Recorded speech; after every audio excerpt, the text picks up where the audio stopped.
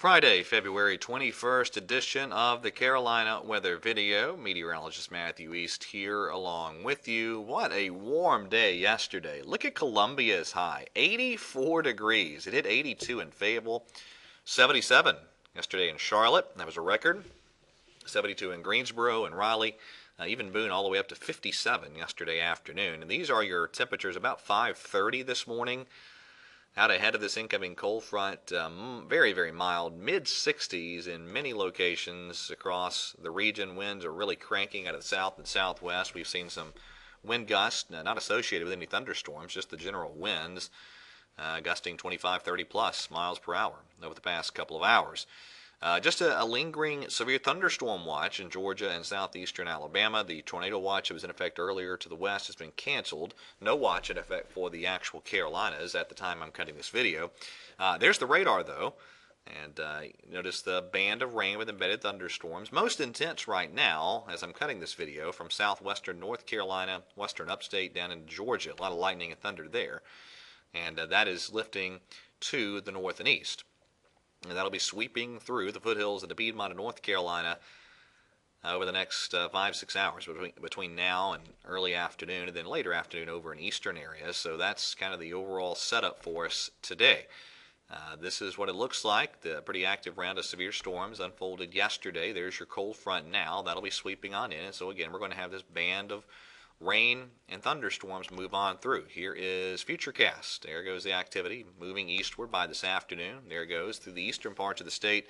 Behind the front, though, we see some sunshine back in the foothills, the mountains, the I-85 corridor by later this afternoon, and then we're set up for some very nice weekend weather. That's the outline of the day one severe weather outlook. I'll show you the specifics on that in just a second, but here's the bottom line. This cold front moving off to the east through our area, and then behind it, pretty good setup. As we go into the weekend, highs remaining in the 60s, but colder air looming off to the north, and that's going to get here next week. Quick look at the ski resort areas. It's been a mild week, but still plenty of snow on the slopes, and they'll get back to a lot of snowmaking temperatures next week. Now, on to the more detailed modeling. There's your 500 millibar chart off the European, that disturbance swinging off to the north of us today. Now, let's go out to next week, and I'll show you the overall setup here. This is Tuesday. Next disturbance stays well to our north. Wednesday, same story, but enough maybe Wednesday to bring some precipitation. And then here comes that southern branch piece of energy that I showed you yesterday, and that was generating a big storm system. Today kind of gets squashed to the south by the northern branch. That was a theme on a lot of the modeling overnight, and that certainly is a possibility.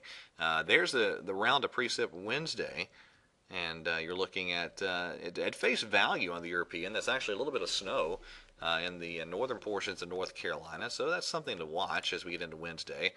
And then there's Saturday. You look at the very corner of the map here. There's the low pressure with that system way down between Cuba and the Bahamas. So that's obviously suppressed way to the south. GFS representation on Wednesday, similar, slightly warmer.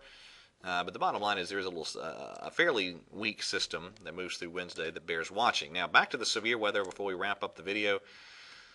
There's the storm reports over the past 24 hours through the time I'm cutting this video. A lot of wind reports, some tornadoes too, especially in Illinois. Here's the day one severe weather outlook outline. There's your tornado probabilities, 5% area over in eastern North Carolina up toward the Tidewater of Virginia area, and the wind probability is pretty enhanced in those same areas, 30% in eastern North Carolina and southeastern Virginia. So that'll be the biggest severe weather threat area today.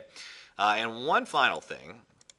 This is a brutally cold air mass next week, and we're going to be on the fringes of that, but it looks like at times it's going to try to buckle down into at least North Carolina and probably South Carolina too. So we will head back to below average and maybe well below average temperatures with time as we get deeper into next week.